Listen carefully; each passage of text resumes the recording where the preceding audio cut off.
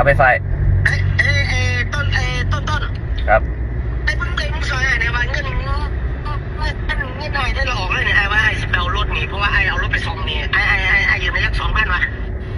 เอาไม่ไอ้ยัก2,000ก่อนเดี๋ยวเงินเดือนออกเดี๋ยวไอ้โอนขึ้นเลยได้แล้วก็ไอ้ยืมไอ้น้ำยืมไอ้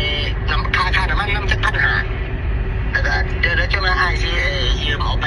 ใส่หนี้เขานะได้น้องได้เดี๋ยวได้ยืมก่อนโอเคป่ะแล้วก็ยืมประมาณ2,000ตีเป็น3,500ทุกวันดองเป็น4,000นะโอเคแล้วน้องนี่บ่ต้นบักเสียงมันตายแล้วฮะบักเสียงมันตายแล้วเสี่ยงแมงบ่หางเลยมายืมเงินเสี่ยงตายมือเด็กมีอย่างพวกมึงนี่กูยังว่ากูยืมเงินเอาไม่กูยืมแน่จัก4,000บักเสียงมันตายแล้วบักเสี่ยงตายแล้วกูได้ว่าบักเสี่ยงวะเอาเสียใจน้ำเด้อหาหัวแมงเอ้ย